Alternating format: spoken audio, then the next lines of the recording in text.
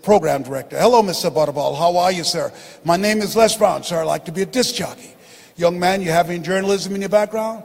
No, sir, I don't. Have any experience in broadcasting? No, sir. But let me audition for you, sir. Let me show you how good I am. All I want, sir, is a shot. Just let me audition. He said, no. How many of you have been rejected? Raise your hands, please. I was devastated with rejection. I said, Mr. Washington, they said no. He said, don't take it personally. Most people are so negative, they have to say no 7 times before they say yes. He said, you got to be hungry. Go back again. I went back again.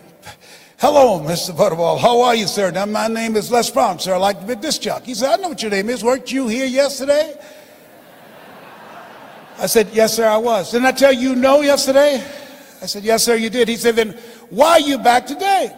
I said, well, sir, I didn't know whether or not somebody was laid off or somebody was fired, sir. He said, no one was laid off or fired. Now get on out of here. I came back the next day. Hello, Mr. Butterball. How are you, sir? My name is Les Brown, sir. I'd like to be a disc jockey. He said, I know what your name is. Weren't you here the last 2 days?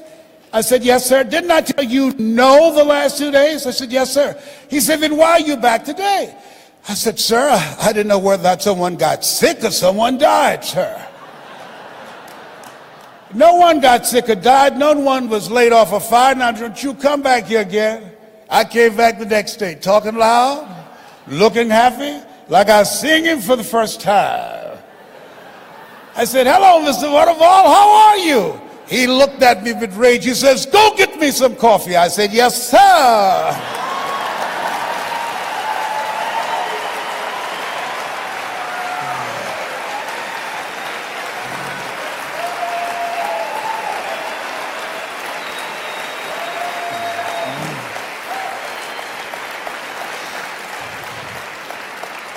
As you think about your goals and dreams, you've got to know your vitamin. I became the errand boy for the disc jockeys. I'd go get their lunch and their dinner, and I'd stand in the control room watching them move their hands, knowing my time will come. Let us say together, I expect to live my dream. I began to serve them. My favorite book says, the greatest among you will be your servant. Learn how to be a good server. And so pretty soon, I was, write this down, building a relationship. People build relationships with people they know, like, and trust, and have proven themselves. And they said, look here, young boy, who cleaned my car today? I did, sir. How much do I owe you? Nothing, sir. You cleaned it inside and out. You waxed it, yes. I don't owe you anything? No, sir. I just wanted to help out. Write this down. Give before you ask. I was giving service. I was giving service first. He said, whoa.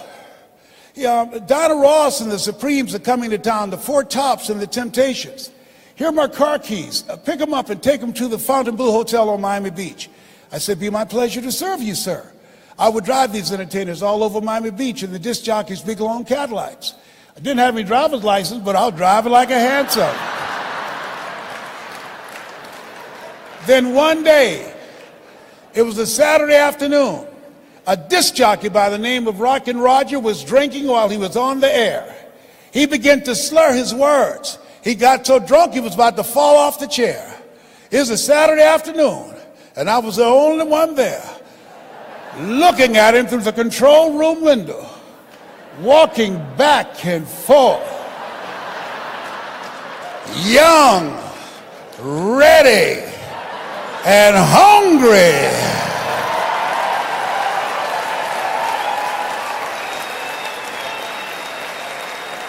I was saying, drink, rock, drink.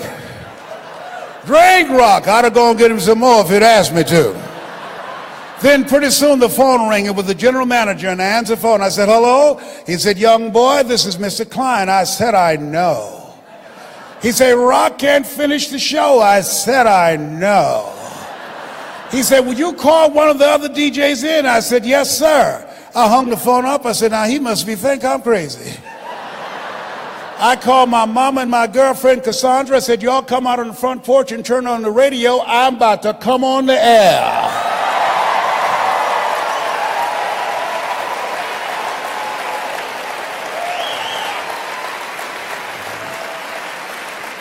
I waited for about 20 minutes and I called him back and said, Mr. Klein, I can't find nobody. He said, young boy, you know how to work the controls? I said, yes, sir. He said, go in there and segue the records. Don't you say nothing here. I said, yes, sir. I couldn't wait to get old Rock out of the way. I put on a fast record. I said, look out, this is me, LB Triple P. Les Brown, your platter playing papa. There were none before me and there will be none after me. Therefore, that makes me the one and only. Young and single and love to mingle, certified, bona fide, indubitably qualified to bring you satisfaction and a whole lot of action. Look out, baby, I'm your love man. I was hungry. I went to apply for a job on Miami Beach. Milton Butterball Smith was the program director. Hello, Mr. Butterball. How are you, sir? My name is Les Brown, sir. I'd like to be a disc jockey. Young man, you have any journalism in your background? No, sir, I don't. Having experience in broadcasting? No, sir. But let me audition for you, sir. Let me show you how good I am. What's up, people? Do you enjoy it or what? Do you enjoy that video? Right down below. Every time I listen to this video, it reminds me, driving, defeated, broke, with no money, unemployed, driving a car that people would not even give me $100 for it. But I was hungry. So right down below, what makes you feel when you actually listen to this video? I'm interested. I'm gonna be reading your stuff. Let me know. What do you feel when you actually listen to Mr. Les Brown telling you his story when he was hungry? Okay? What I feel is that I was playing myself super small. I was playing myself very, very small. Okay? That was me. Small playing. Okay? And a lot of people play small because of our surroundings.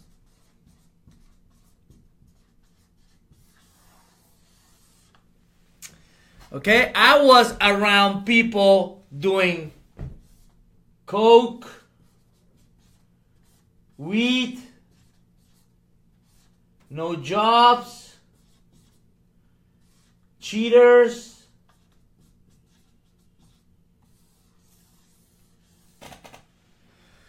That was my surroundings. So if you surround yourself with those kind of people, you get to a point that that's all you want. You know, you think is normal. You know, so when I was making, for example, $50K a year,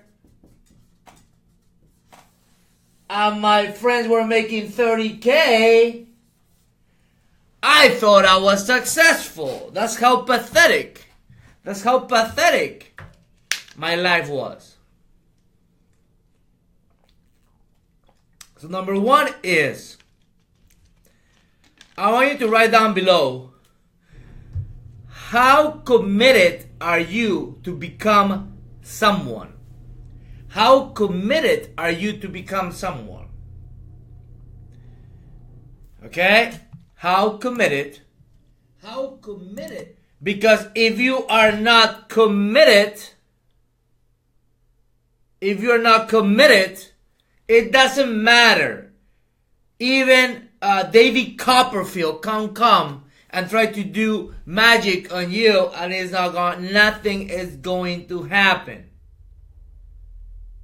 So, are you committed for success? Okay? That's the most important thing. And if the answer is yes, what are you going to do about going after a better life? Got new pens for you. But new pens for you. So what are you really gonna do? So if someone asks me, let's say you're starting all over again, same mistakes I already made. I made so many mistakes, right? What is the first thing that I would do? Okay?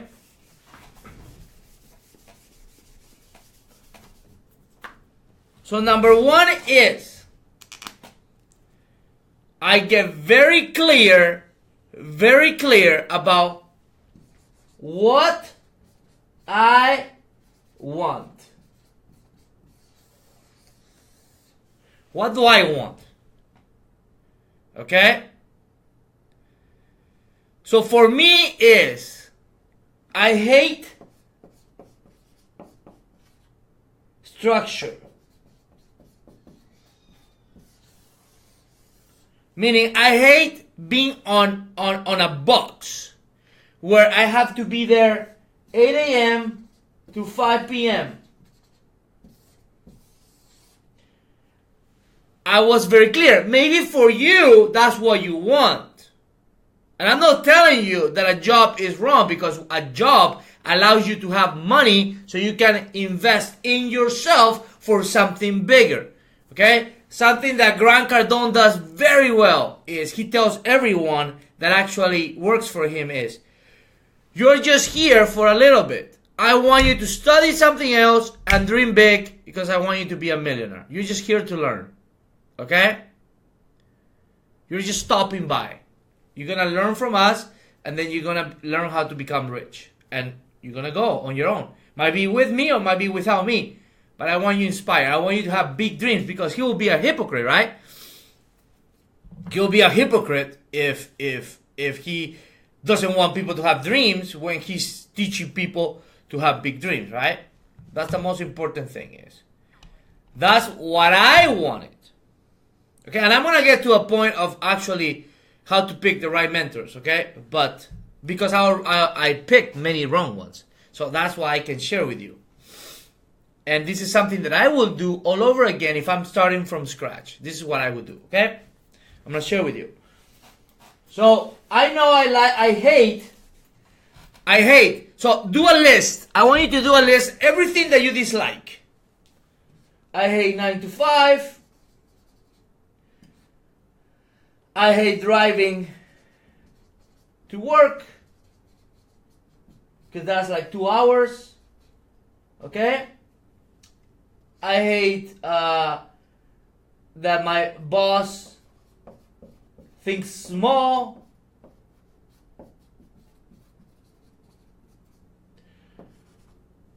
And this is very important. This list actually helped me become a millionaire.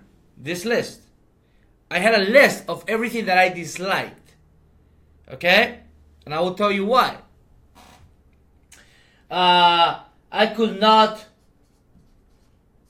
go to my kids' events. Small paychecks. Too long to get raise. 40-year plan to retire and die.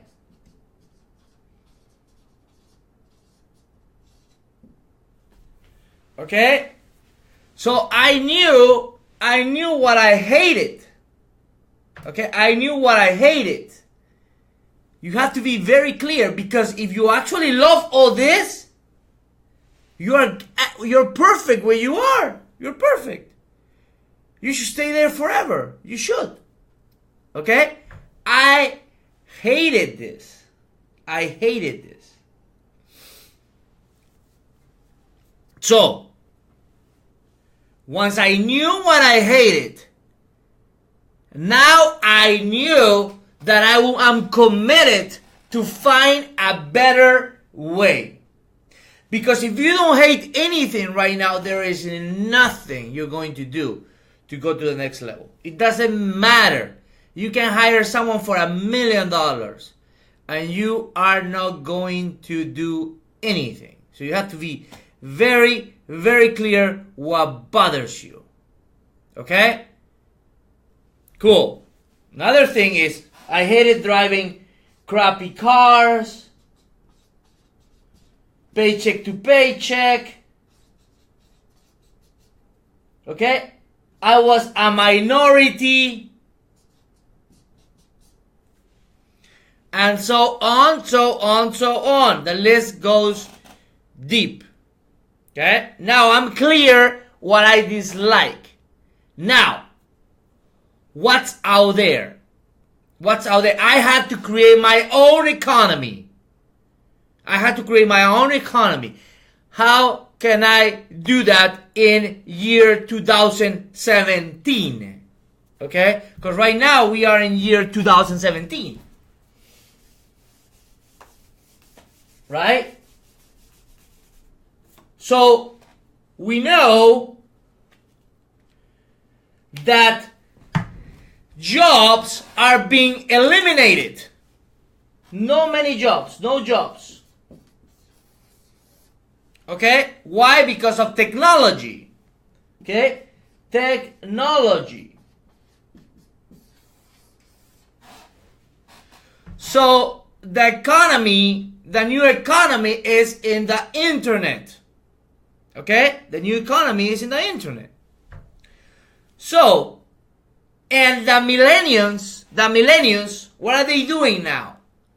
They don't want to have a boss. They want to work from home. They like to travel. They like to do backpacking. They like to do all those things. So, you want to be behind or you want to be in front of them? I decided to be in front of them. And I'm not going to let any little kid beat my butt just because they're younger. They know more technology than us, right? No. I outwork them. I outwork them because I know I have work ethic. And I have passion. And I have pain. Like Les Brown says, I'm hungry. Okay? Because I hate the boss. I hate the 9 to 5. I hate to wake up. I hate to drive. I'm clear. I got pain. Once you have pain, then you go after it. Okay, now.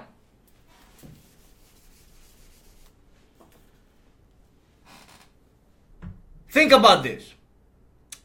You go to college, right? You go to college. Okay? And I have nothing against college. I had a lot of fun. I played soccer. It was amazing, man. We have fun. Okay? But you go to college because it's easy, right? You get a loan and you pay in 50 years. No money down. So easy. So easy to get a loan. But what's easy doesn't mean it's worth it. Okay? Does not mean it's worth it. Okay? But again, you go to college to make money.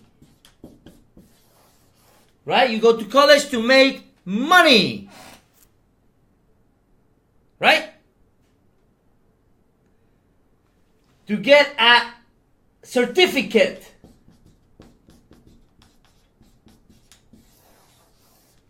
That says that you are fucked with $100,000 loan. I'm kidding. But you get a certificate. Now you can go and apply for a job. Right? This is how I think. That's why I became so successful. Okay? Fast. So then, if I don't want to go to college again. Okay? I'd rather get a mentor. Someone who makes 10 times more of the income I want. My first goal. Okay, my first goal. My first goal was 10K a month.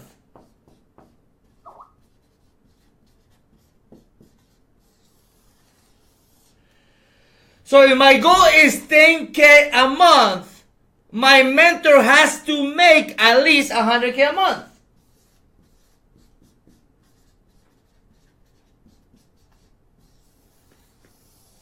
Why? I tell you why. Because he already went through 10 times more problems than my original goal. So it's realistic. 10% is realistic. It's very realistic. Only if you are committed to success. If you don't have the pain, if you don't hate driving to work, if you don't hate your boss, if you don't hate small paychecks, I don't care who you hire. You're still going to be broke. Okay? Because you have to have this comfort. When you have this comfort, you do whatever it takes. It's proven. So you have to make that list. This is the invisible that we don't see. What I'm just explaining to you, right? But it's very, very important. Now, how do I, with all the scam and bullshit that there is in the internet, because, hey, let's be realistic, okay? We're marketers. We're marketers. Okay? We're marketers. I'm an amazing marketer, man. I'm an amazing marketer. But I learned to have ethics. Because I realized when I have ethics, I get more abundance. I get to meet more cool people. People refer me more. But I'm just going to say, marketers will try to get the sale. Okay? And as you can see, you turn on the TV, you're going to see George showing his six-pack and says, take this shake, you're going to look like Coach Johnny. Like ripped like me. Okay? We're marketers. That's what we do. We're trying to get your attention so you buy. Okay? So, how do you know which one is good and which one is bad? Because George keeps posting that he makes $100,000 a month. And I want 10. Coach Johnny told me 10% rule. That's great. That's excellent. Now, this is the key component. Okay? This is the key component.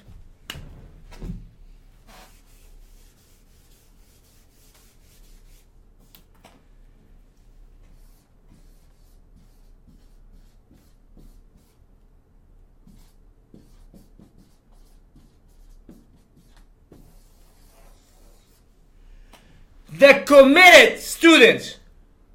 committed students, because I'm committed, I have pain, I'm committed, I'll do whatever it takes. The committed students are having results. If the answer is yes, because you went and did your due diligence of asking some questions, then go for it. Go for it. Go for it. Okay? But again, I made many mistakes in the past, and I'm talking about money that most people will commit suicide, okay? And like, for example, you know, most people, if you lose $100,000 on a bad investment, you kill yourself. Not me, but a lot of people would. Because I went after the hype. I went after the his own results. His own results. Okay?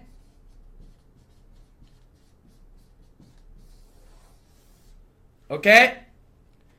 So, if you're committed and others that are committed are having results, then means at some point you will have results.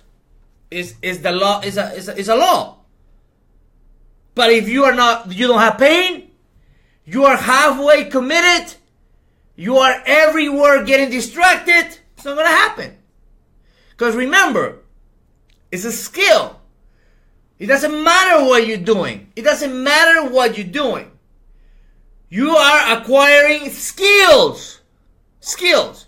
And skills take consistency. Followed by a blueprint. Followed by a good mentor. That can provide results to average people that are committed. That's how I pick my mentors now after wasting $100,000 just because I follow the screenshot of the specific person, but nobody else was having results. Makes sense? So, if you like yourself, if you dislike your situation, okay, this is what you need to do. This is how you do research, okay? And what you have to do is create, like Les Brown said, okay? You have to be a good servant. You have to build relationship with that person. And if you can't, send them a little gift, whatever, so they can actually help you and commit with you. Okay? So, this is my tip. And like Les Brown will say, this is my story.